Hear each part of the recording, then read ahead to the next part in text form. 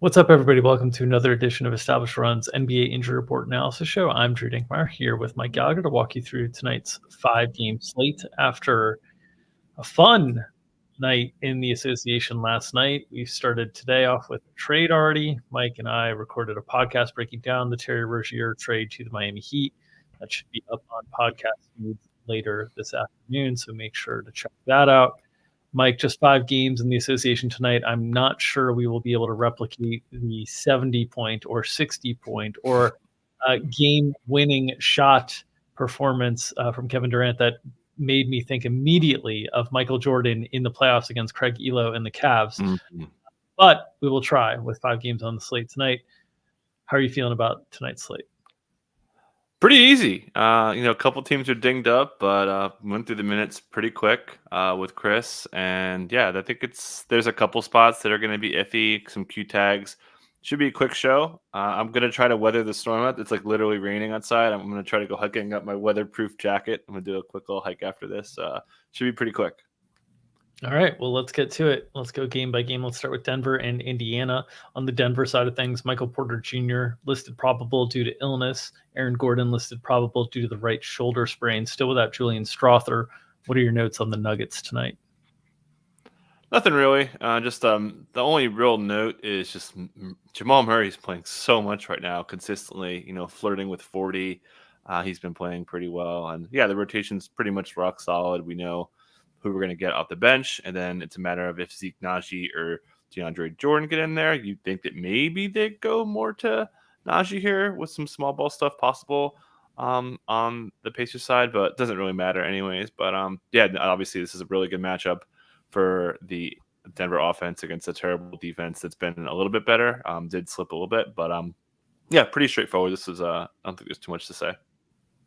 A Denver team that with a win would pull to even in the standings with the Minnesota Timberwolves, 1 game back in the loss column, which is the more important note at this point. But Denver slowly creeping their way back up to the top of the Western Conference. Let's move to the Indiana side of things, where Isaiah Jackson, Andrew Nembhard are the questionable tags today. Tyrese Halliburton out with the hamstring strain and injury management. Noted he will be out for the next 3 games. What are your notes for the Pacers tonight? Yeah, not an aggravation, according to Rick Carlisle. So they're just holding him out. Apparently, they brought him back too quick. We'll see. We'll see who starts. We don't have a great feel for this. We saw TJ McConnell start and lose all the minutes because Rick Carlisle said they just wanted more size overall to help with how the Suns were attacking them defensively. Against Denver, you've got some size concerns. So definitely could see Nembhard picking up the lion's share. We just split it. We don't really have a great feel. It's hard to really trust what Rick Carlisle says, immediately after his decision. So, yeah, we got a pretty much 24-24 split on TJ McConnell and Andrew Nembhard. As you mentioned, he is questionable, but he's been listed as questionable with this thing for a little bit. He's missed some time, but, looked fine last game, expecting him to be out. Again, it's unclear. I think they may want to start with Nembhard just to give him the Jamal Murray assignment there. So, really a tough situation to parse through. The other big note was what happened with Jarris Walker. Jarris Walker played the 3. He was subbing in as a 3, and that's something they were going to look at according to Rick Carlisle. Could that put the squeeze on Mathurin, who plays a little bit of the 3? Could that squeeze? But he healed in certain spots. Obviously, it could cut into Obi if they play smaller in certain situations. So this Jarris Walker situation could really add another layer of confusion and downside to a lot of these Indy wings. Obviously, Pascal Siakam played a pretty big role. He's going to have a pretty big handling role. Then it should be pretty strong, straightforward. Aaron Nesmith pretty much locked in the starting spot. They're going to need him for wing defense as well. And then also Miles Turner lost his closing spot as they went small. This game just kind of shifted small. The Suns went small on the other end. But this is easily the toughest situation to deal with today. If you get it right, it may pay off. But then again, you may get it wrong, and it may be like a 12-man rotation. So, it's pretty tough. And a team that we like, their offense has still been okay without Halliburton, certainly not as good. But, this is going to be a pretty frustrating part of the year for the Pacers and their rotation. Yeah, challenging to sort out whether this was just last game of a road trip, expanding the rotation on a West Coast trip, or whether this is Rick Carlisle experimenting and this is potentially moving forward. We've seen at times in the past with Rick Carlisle on back-to-backs, he's really expanded the rotation in a really big way and then brought it right back down the next game when teams are rested.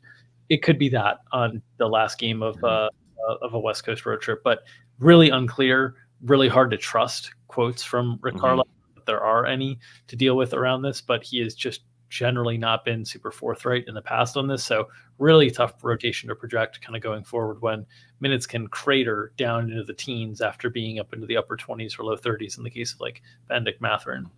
All right, let's move to the Knicks and Brooklyn. On the Knicks side of things, well, Isaiah Hartenstein's body finally gave out to the Tibbs minutes. He is listed as questionable with left Achilles tendinopathy. The expectation is that he's going to miss tonight's game based on some of the beat reporters suggesting that they're preparing for Jericho Sims to start in his place. What are your expectations for the Knicks and what the rotation looks like tonight? Yeah, as Fred Katz reported, they're expecting Jericho Sims to get the start. We know Sims has been a grand opening, grand closing kind of a player per half. So we have him at 20 minutes, kind of giving him pretty good credit because when he would have these grand opening, grand closing things, Isaiah Hartenstein, who's good, and where Precious Achiuwa, despite some Raptors beats comments, hasn't really been playing well. Did have a pretty strong game in a revenge game, should note that. So we still got, edge Precious, but it's a little tighter than what we usually do for the situation, just because, again, Hartenstein's a little bit more talented and than Precious is here. So, and then also should note, Tibbs had mentioned that he's a little bit more open to playing OG Anunoby or Julius Randle at the 5. We've heard this many, many times, and this was very much kind of leading the witness from some of the beats. We get this question every time there's a center injury, and more often than not, he doesn't do it there. So against Claxton, they wouldn't do it, but in the non-Claxton minutes, maybe they try it. Again, this is just not as good of a talent pool here.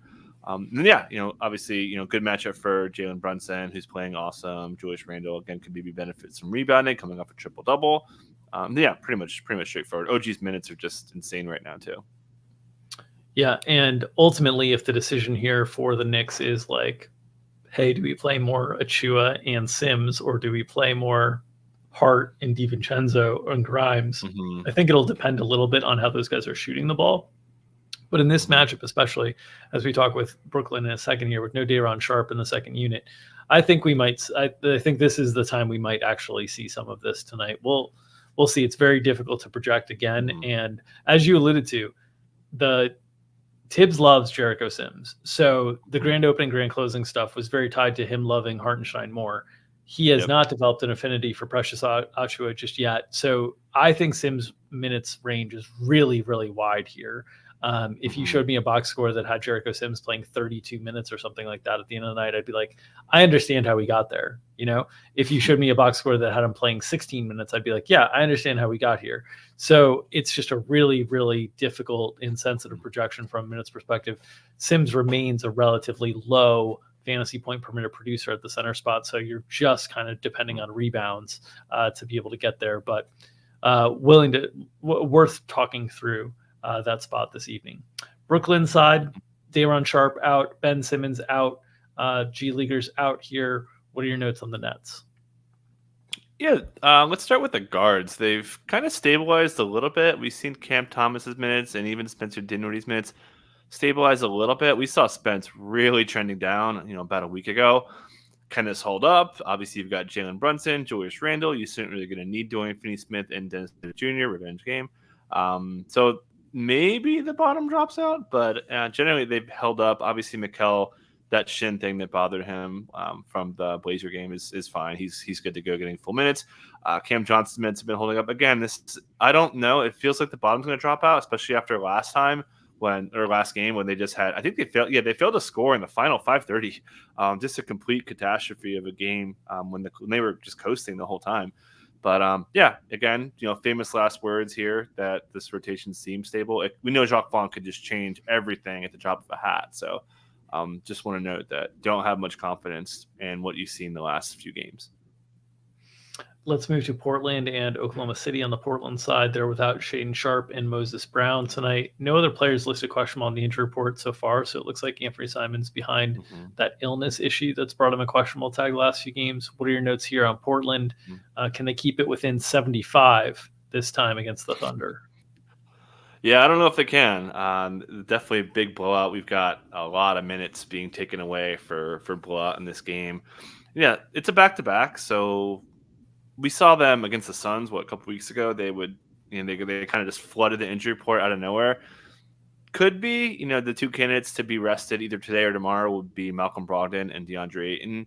So keep an eye on that. Malcolm Brogdon was actually headed for pretty heavy minutes here in this last game. Garbage time cut him down a little bit. We'll see. There was always a little bit of downside because they want to play Scoot Henderson, but Scoot's kind of slumping a little bit again. So, yeah, we've got a pretty big minutes ding on Brogdon for spread. Same with Ayton. Man, Ayton's been just a disaster. Like, obviously, you talk about Marvin Bagley being a bust, but Ayton's getting up there, man. What a complete letdown of a season. He was supposed to have, more on his plate and adding more to his game. It just hasn't happened. Just want to mention that. And then they're obviously going to start Jabari Walker. No reason to take him out despite getting blown out a couple games here. And then Ant's good to go, as you mentioned, over the illness was never really, he's been dealing with it. Like, he's had 3 different stints with this illness. One of them, or I should say 2 of them, were because of the same illness, it seems like. So, but still, quite odd. We'll see what happens with Matisse Thybulle's minutes. Certainly one of the biggest trade candidates. We know a lot of teams are looking for defensive wings. Let's move to the Thunder side of things, where Yusman Jang is out for G League assignment. So is Lindy Waters. Olivier Sarr out for the right hip flexor strain. Not pieces of the rotation normally. So what are your expectations for the Thunder tonight? Yeah, they're just healthy. So, Usman Jang, Mark Dagnon talked about this. There's just no minutes for him. So they just got him out of there, let him play with the blue.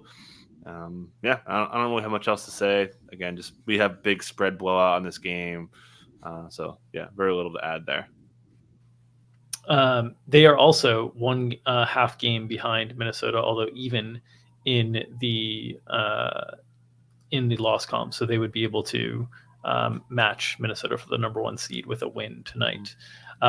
Utah and New Orleans. On the Utah side of things, Chris Dunn questionable here due to illness. No other real big Q tags here, just without the G League guys. What are your notes here on the Jazz? Yeah, let's talk about the halftime adjustment. Should note on the comment here about the shoes. This is me. This is my screen here. I basically just buy hiking shoes from Nike.com. That's the only thing I buy. So that explains the ad to cover that. But yeah, so last game we saw Walker Kessler start the second half. Will Hardy quite clearly started him to guard Alfred Şengün. John Collins, real undersized big, terrible post defender, yada, yada, yada. Sounds like it was a one-time thing. Maybe they go to it. Maybe against Valanciunas, you could kind of tell yourself that, right? So we're leaning Collins, but I could definitely see Walker Kessler maybe taking this job back. It's been quite odd how long this has gone. We've seen that Collins Sexton starting lineup since I believe December 13th, and they haven't really gone away from it. We joked that when this first was starting out mid-December, we were like, oh my God, they're going to change it every game. And they've continued with the starting lineup. So again, a little bit on red alert that John Collins loses his job, but we're still leaning into it overall. And maybe they start Walker Kessler in the second half. You never know. So that covers that. Chris Dunn, couple candidates to start. They would be obviously Jordan Clarkson, who I think they like off the bench. So I'd actually lean Keontae George, who's really seen his minutes drop. That's who kind of Colin Sexton was cutting into.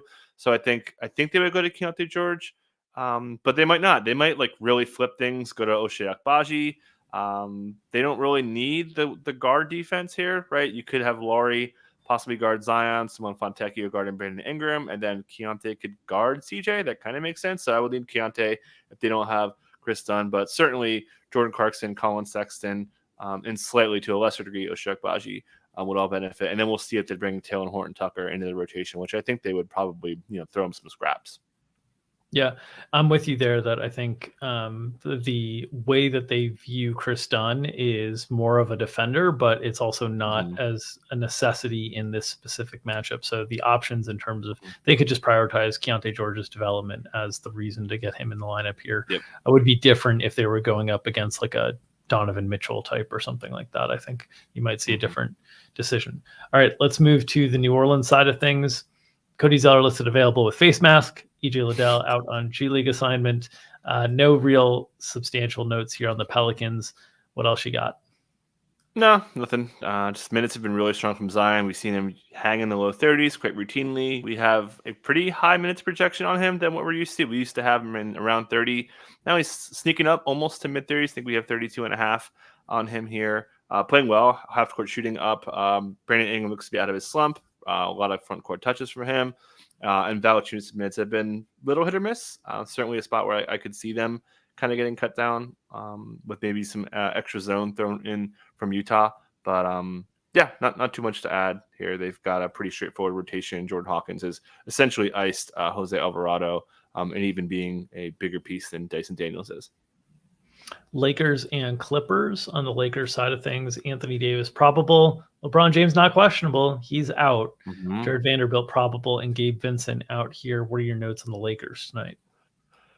Yeah, we're also going to get Taurean Prince back. He missed the last game, so Rui Hachimura, who started for Prince, now is going to basically start for LeBron. So expecting a starting lineup of D'Angelo Russell, Austin Reeves, Taurean Prince, Rui Hachimura, and Anthony Davis.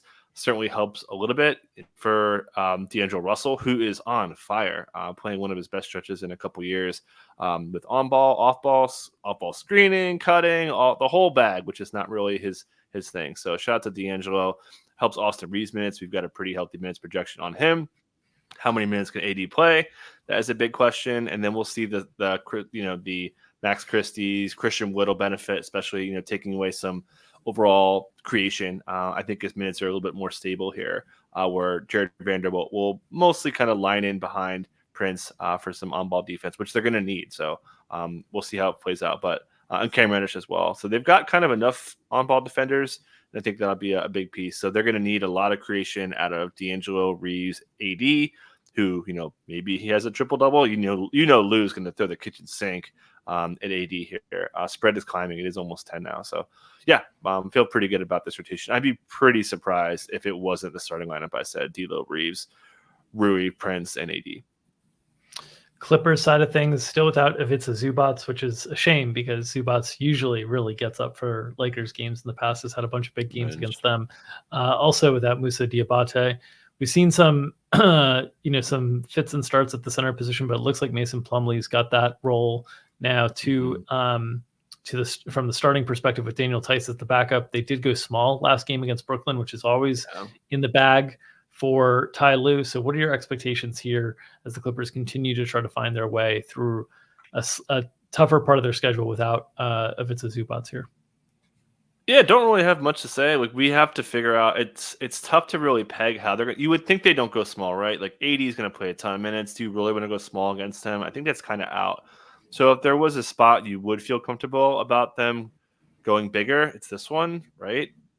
Famous last words, it's Ty Lue. He's said multiple times he doesn't care about matchups, and people will be forced to match up with him, not the other way around.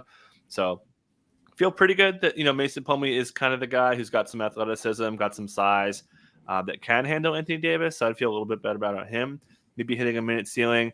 And we have, I think, 7 minutes of small ball, and it's going to be the AD list minutes we think there. So. James Harden's playing well. Paul George kind of up and down shooting. Great matchup for Paul George. I expect him to have the best matchup against weaker guard defense on the other side. But spread climbing, tough L for Lefko. Getting no LeBron for the nightcap tonight. Yeah, shout out to Adam Lefko, who had the kicks game for Lefko. Talking about your ads, I can only imagine his ads are even on the higher end of the sneaks market, crushing it on TNT. Wild. All right, that'll do it for this edition of Established Run's NBA Injury Report Analysis Show. As always, if you are supporting our content, the best way to do so is to subscribe to this YouTube channel, get notifications by hitting that bell whenever we go live or post new content, and help us get to our mission of 5,000 subscribers by the end of this NBA season. So appreciate your help there. If you're interested in any of our premium content, you can check out establishedrun.com/subscribe-NBA for more details on our premium package on the DFS side or on the player prop side. All the details there on establishedrun.com/subscribe-NBA. And of course, the best way to support this free content is to help feed the algorithm, which helps feed our families. The best way to do that is to smash that like button or press it gently, hold it firmly, caress it softly, whatever you'd like to do with the like button.